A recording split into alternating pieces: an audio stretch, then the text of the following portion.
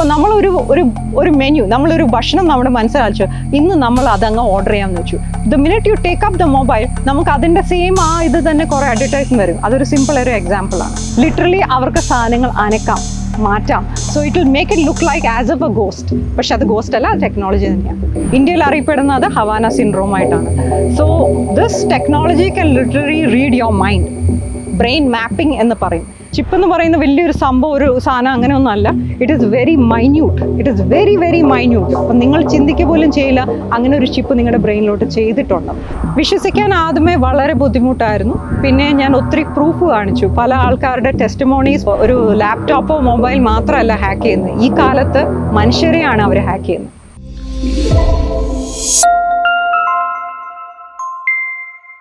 Madam, എന്താണ് ഈ gang stocking? Gang stocking എന്ന് പറയുന്നത് നമുക്ക് അറിയാൻ മേലാത്ത ഒരു കൂട്ടം ആൾക്കാർ നമ്മളെ പിന്തുടരുക. അപ്പോൾ നമ്മൾ പോകുന്ന ലൊക്കേഷൻ, അത് കടയായാലും പള്ളിയായാലും അമ്പലമാണെങ്കിലും നമ്മൾ ഏതെങ്കിലും റെസ്റ്റോറൻറ്റിൽ പോയാൽ പോലും നമ്മുടെ പുറയിൽ പിന്തുടരുക. ഇവർ നമുക്കൊരു ബന്ധവുമില്ല, നമുക്ക് ഇവരാരാണെന്നൊന്നും നമുക്കറിയത്തില്ല. 24 മണിക്കൂർ നമ്മുടെ പുറകെ വരിക, നമ്മൾ വീക്ഷണം, നമ്മളെ ഫോട്ടോ എടുക്കുക, റെക്കോർഡിങ് ചെയ്തുകൊണ്ടിരിക്കുക, ആൾക്കാരെ ഉപയോഗിച്ച് നമ്മളെ ഇൻസൾട്ട് ചെയ്യുക, ഹറാസ് ചെയ്യുക. ഇതിനാണ് ജനറലി ഒരു ഗ്യാങ് സ്റ്റോക്കിംഗ് എന്ന് പറയുന്നത്. പിന്നെ it is pretty wide range. ഇപ്പോൾ ഇത് ഞാൻ പറഞ്ഞത് വെറും ഔട്ട്ഡോർ ഗ്യാങ് സ്റ്റോക്കിങ്ങിൻ്റെ കാര്യമാണ്. ഇതല്ലാതെ തന്നെ നമ്മൾ താമസിക്കുന്ന സ്ഥലത്ത്, നമ്മളിപ്പോൾ ഒരു വീട്ടിലാണ്, നമ്മുടെ സ്വന്തം വീട്ടിലാണെങ്കിൽ നമ്മുടെ അയൽവാസികളെ ഉപയോഗിച്ച് നമ്മളെ ഹറാസ് ചെയ്യുക. നമ്മളൊരു ഫ്ലാറ്റിലാണെങ്കിൽ അതിൻ്റെ അപ്പുറത്തിപ്പുറത്തുള്ള ഫ്ലാറ്റിലെ ആൾക്കാരുടെ കൂടിയിട്ട് നമ്മളെ ഹറാസ് ചെയ്യുക. ഇനി എങ്ങനെയാണ് ഹറാസ് ചെയ്യുന്നതെന്ന് പറഞ്ഞാൽ അയൽവാസികൾ അനാവശ്യമായി നമ്മളെ കമൻറ്റ് പറയുക, നമ്മൾ ചെയ്തുകൊണ്ടിരിക്കുന്ന കാര്യങ്ങളെക്കുറിച്ച് എന്തെങ്കിലും കുറ്റം പറയുക, കളിയാക്കുക. ഇതാണ് അവരുടെ ഒരു method of harassment. This is a very basic definition what gang stalking is. ഈ നമ്മൾ കാണാത്തത് കാണും, കേൾക്കാത്തത് കേൾക്കും, മറ്റുള്ളവരുടെ മുമ്പിൽ ഡില്യൂഷൻ എന്ന അസുഖത്തിന്റെ ലേബിൾ തരുകയും ചെയ്യും. MK അൾട്ര അല്ലെങ്കിൽ ഹ്യൂമൻ എക്സ്പീരിമെന്റ്സ്, ഇതിന്റെ ഇരയാണോ നിങ്ങൾ? യെസ്, 100%. ഞാനും ഒരു ടെസ്റ്റ് സബ്ജക്റ്റ് അല്ലെങ്കിൽ എക്സ്പെരിമെൻ്റൽ സബ്ജക്റ്റ് എന്ന് പറയാം. MK അൾട്ര എന്ന് പറയുന്ന മനുഷ്യ പഠനം എന്നൊരു ഹ്യൂമൻ എക്സ്പെരിമെൻറ്റേഷൻ പ്രോഗ്രാം USA തുടങ്ങിയതാണ്. In early 1940s I believe so. At that point അത് സ്റ്റാർട്ട് ചെയ്തു, അത് സ്റ്റോപ്പ് ചെയ്തു എന്നാണ് പറഞ്ഞത്. പക്ഷേ അപ്പാരൻ്റ്ലി അത് ഒരിക്കലും സ്റ്റോപ്പ് ചെയ്തിട്ടില്ല, അത് കണ്ടിന്യൂ ചെയ്തുകൊണ്ടിരിക്കുന്നു. ഇപ്പോൾ എക്സ്പെരിമെൻറ്റേഷൻ അല്ല, ഇംപ്ലിമെൻറ്റേഷൻ സ്റ്റേജും ഞാൻ പറഞ്ഞു കഴിഞ്ഞു. I believe so. Even implementation is over, now it is in use. Literally ഇപ്പോൾ യൂട്ടിലൈസ് ചെയ്യാണ്. സൊസൈറ്റി തന്നെ പല ആൾക്കാർക്കും കേട്ട് കഴിഞ്ഞാൽ ഇപ്പോൾ മാഡം പറയുന്ന പല കാര്യങ്ങളും അവർക്ക് പെട്ടെന്ന് വിശ്വാസമാവില്ല. പക്ഷേ ഇതിൻ്റെ അകത്ത് വേറൊരു കാര്യം എന്ന് പറഞ്ഞു കഴിഞ്ഞാൽ, ഇപ്പം ഇപ്പം ഒരു മൊബൈൽ നമ്മളെ കയ്യിലുണ്ടെന്ന് വെച്ചോ, മൊബൈൽ നമ്മളിപ്പോൾ സ്വിച്ച് ഓഫ് ആക്കി വെച്ചേക്കുന്നു അല്ലെങ്കിൽ മാറ്റി വെച്ചേക്കുന്നു. ഇപ്പം നമ്മളൊരു പ്രോഡക്റ്റിനെ കുറിച്ചോ അല്ലെങ്കിൽ എന്തെങ്കിലും ഒരു സാധനത്തിനെ കുറിച്ചോ ജസ്റ്റ് ഫ്രണ്ടിൻ്റെ അടുത്തോ അല്ലെങ്കിൽ മനസ്സിലാലോചിക്കുകയോ അല്ലെങ്കിൽ മനസ്സിലാലോചിച്ചാലും മതി, അല്ലെങ്കിൽ പുറത്ത് പറയുകയോ ചെയ്ത് കഴിഞ്ഞാൽ ഒരു 5 മിനിറ്റ്സ് അല്ലെങ്കിൽ ആ ദിവസം തന്നെ നമുക്ക് അതിൻ്റെ ഒരു ആഡ് അല്ലെങ്കിൽ മെസ്സേജ് വരും. ഇതൊക്കെ ഇതിൻ്റെ ഒരു ഭാഗമാണോ? 100%. അതിനാണ് മൈൻഡ് റീഡിംഗ് എന്ന് പറയുന്നത്. ഗ്യാങ് സ്റ്റോക്കിങ്ങിൻ്റെ one of the main purpose എന്ന് വെച്ചാൽ മൈക്രോവേവ് ടെക്നോളജി, അതായത് military grade weapon, voice to skull എന്നറിയപ്പെടും, അഥവാ ഹവാന സിൻഡ്രോം. ഇന്ത്യയിൽ അറിയപ്പെടുന്നത് ഹവാന സിൻഡ്രോം ആയിട്ടാണ്. So this technology can literally read your mind. Brain mapping എന്ന് പറയും. നമ്മുടെ ചിന്തകൾ അത് മനസ്സിലാക്കി അതനുസരിച്ചാണ് നമ്മുടെ മൊബൈലിലോ ടാബിലോ നമുക്ക് വേണ്ട, നമ്മൾ എക്സ്പെക്ട് ചെയ്യുന്ന ഇൻഫർമേഷൻ പെട്ടെന്ന് അത് പോപ്പപ്പ് ചെയ്യുക. അപ്പോൾ ഒരു മെനു, നമ്മളൊരു ഭക്ഷണം നമ്മുടെ മനസ്സിലാച്ചു, ഇന്ന് നമ്മൾ അതങ്ങ് ഓർഡർ ചെയ്യാമെന്ന് വെച്ചു. The minute you take up the mobile, നമുക്ക് അതിൻ്റെ സെയിം ഇത് തന്നെ കുറേ അഡ്വർടൈസ്മെന്റ് വരും. അതൊരു സിമ്പിൾ ഒരു എക്സാമ്പിളാണ്. എത്ര നാളായി ഇത് അനുഭവിക്കുന്നു, ഈ ഒരു ടോർച്ചറിങ്? വർഷങ്ങളായി. ഞാനിപ്പോൾ എന്നോട് ഒത്തിരി വിക്ടിംസ് ചോദിക്കുന്നു എന്ന് മുതൽ എക്സാക്ട്ലി എന്നൊരു ഡേറ്റോ ടൈം നമുക്ക് ഒരിക്കലും പറയാൻ പറ്റില്ല. There is no particular. സത്യം പറഞ്ഞാൽ ഗ്യാങ് സ്റ്റോക്കിംഗ് വിക്ടിംസ് എന്ന് പറയും, നിങ്ങൾ ചിന്തിക്കുന്ന 10 years ബാക്ക് മുമ്പേ തന്നെ ഇത് സ്റ്റാർട്ട് ചെയ്ത് കാണും, നിങ്ങൾ അറിയുന്നില്ല. നിങ്ങളുടെ ലൈഫിൽ ഒത്തിരി സംഭവിക്കുന്നുണ്ടായിരിക്കും. അപ്പം നിങ്ങൾ ഓർക്കും നിങ്ങളുടെ ഭാഗ്യക്കേട്, you are an unlucky person, ഇങ്ങനെ പ്രോബ്ലംസ് ഇങ്ങനെ നിർത്താതെ വന്നുകൊണ്ടിരിക്കുന്നു. പക്ഷെ ഒരു പോയിന്റിൽ നിങ്ങളുടെ ലൈഫിൽ ഇത് കാര്യമായിട്ട് ഇത് വരും, ഈ ഗ്യാങ് സ്റ്റോക്കിംഗ് ഇത് വരും, ടോർച്ചർ കൂടി വരും. ആ പോയിന്റിൽ നിങ്ങൾ പുറകോട്ട് ചിന്തിക്കാൻ തുടങ്ങും. It is rewinding your memory to the past. ശരിക്കും അത് അന്ന് സംഭവിച്ച ഇത് റിലേറ്റ് ചെയ്താണോ? യു ജോയിൻ ദ ഡോട്ട്സ് എന്നാണ് പറയുന്നത്. അതായത് പല ഇൻസിഡൻസ് നമുക്ക് കണക്ട് ചെയ്യാൻ തുടങ്ങി. ഈ നടക്കുന്നതും അത് നടക്കുന്നതും എല്ലാം ഒന്ന് തന്നെയാണ്. It's been four years. It is not something recently. ഇപ്പം മാഡം ഹോസ്റ്റലിൽ 7 വർഷം ജോലി ചെയ്തിട്ടുണ്ടായിരുന്നു.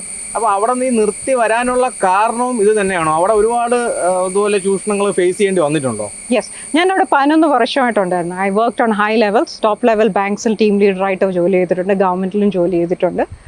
അവിടെ നല്ല പൊസിഷനായിരുന്നു. I always got top level awards and rewards. ഏത് കമ്പനി പോയാലും വിത്തിൻ 1 month or 2 months സകല ജോലിയും പഠിക്കും. ഞാൻ പിന്നെ ബാക്കിയുള്ളവരെ സീനിയേഴ്സിനെ വരെ പഠിപ്പിക്കുന്ന ഒരു സിറ്റുവേഷൻ ആയിരുന്നു. I was pretty skilled. I was very, very skilled. I was always stand out ഒരു സ്റ്റാഫായിരുന്നു. ഈ ടോളറൻസ് എന്ന് വെച്ചാൽ ഈ ടോർച്ചർ കൂടി വരാൻ തുടങ്ങി. അതായത് വർക്ക് പ്ലേസിൽ ആൾക്കാർ എന്നെ ഹറാസ് ചെയ്യാൻ തുടങ്ങി. എൻ്റെ കസാര ഞാൻ ഇരിക്കുന്നത് തള്ളുകയും എൻ്റെ മേത്ത് അനാവശ്യമായി തള്ളി ഇങ്ങനെ തൊടുകയും അങ്ങനെ ഒത്തിരി ഡിസ്റ്റർബൻസസ് എനിക്ക് വർക്ക് പ്ലേസിൽ തുടങ്ങി.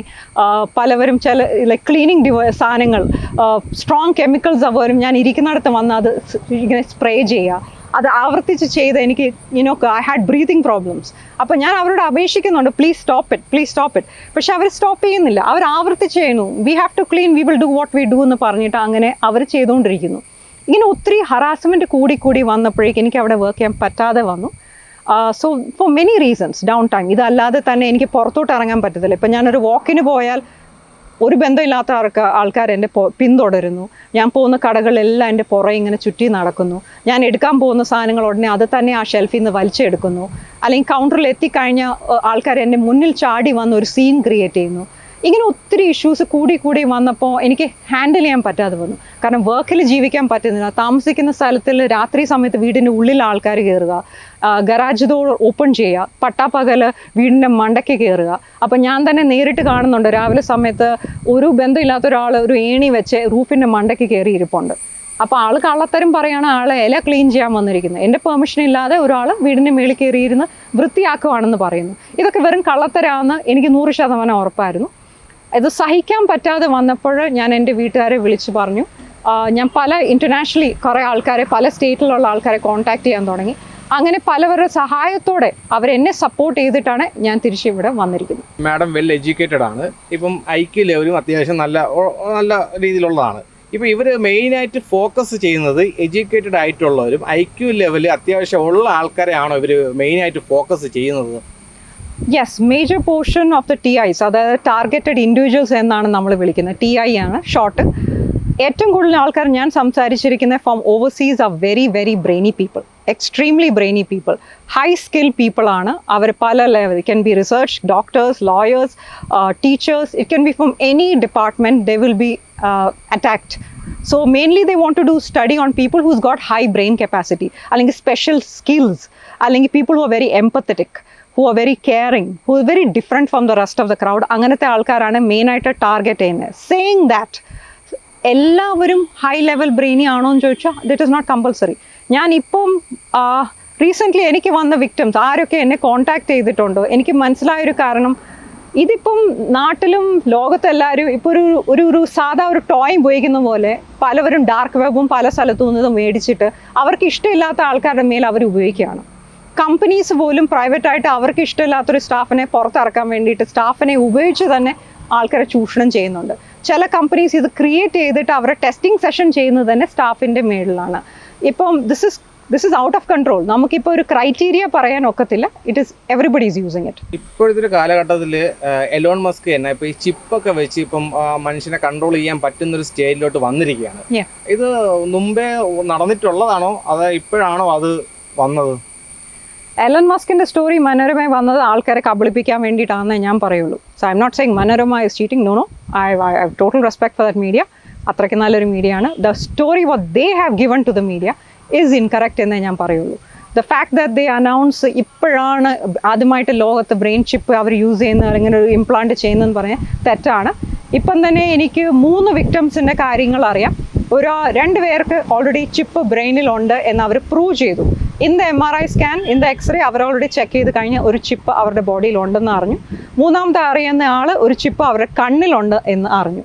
So this is already been done years back.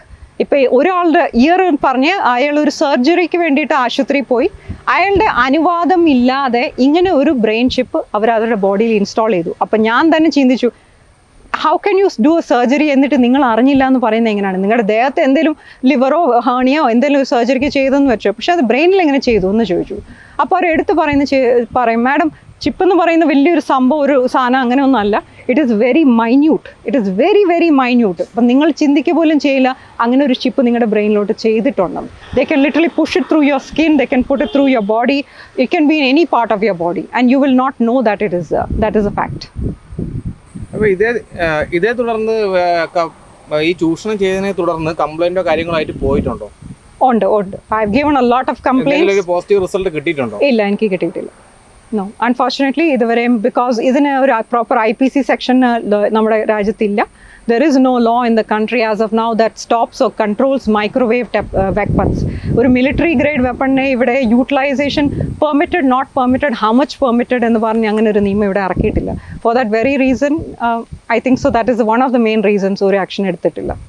ഇപ്പം മാഡത്തിൻ്റെ ഫാമിലി, റിലേറ്റീവ്സ്, ഫ്രണ്ട്സ് ഇവരൊക്കെ ഇതിനെക്കുറിച്ച് എന്താണ് പറയുന്നത്? വിശ്വസിക്കാൻ ആദ്യമേ വളരെ ബുദ്ധിമുട്ടായിരുന്നു. പിന്നെ ഞാൻ ഒത്തിരി പ്രൂഫ് കാണിച്ചു, പല ആൾക്കാരുടെ ടെസ്റ്റിമോണീസ്. ഞാൻ ഓരോരുത്തരോട് സംസാരിക്കുമ്പോൾ തന്നെ എൻ്റെ ഫാമിലി അത് കേൾക്കുകയും ചെയ്യുന്നു. ഇതിനെക്കുറിച്ചുള്ള ഇൻഫർമേഷൻ, വീഡിയോസ് ഞാൻ അവർക്ക് ഷെയർ ചെയ്തുകൊണ്ടിരിക്കുന്നുണ്ട്. അപ്പോൾ അവർക്ക് തന്നെ അത് വിശ്വാസം വന്നു, ഓക്കെ ദർ ഇസ് സംതിങ്, നമ്മൾ ചിന്തിക്കുന്ന അപ്പുറം എന്തോ ഉണ്ട് എന്ന് അവർക്കും മനസ്സിലായി. കാരണം അവരും പഴയ കാലഘട്ടത്തെ ആൾക്കാരാണ്. അവർക്കിത് കേൾക്കുമ്പോൾ അവരെന്നോട് പറയുന്നത്, മോളെ ഇങ്ങനത്തെ സാധനങ്ങളൊന്നും നമ്മൾ കേട്ടിട്ടില്ല, നമ്മുടെ കാലത്തിൽ ഇതൊന്നും ഇല്ല. അപ്പം എനിക്ക് അവരോട് ഇത്രേ പറയാനുള്ളൂ, ഇപ്പോഴത്തെ കാലഘട്ടത്തിലുണ്ട്. നമ്മുടെ പഴയ കാലമല്ല ഇപ്പോൾ എല്ലാം ടെക്നോളജിയാണ്.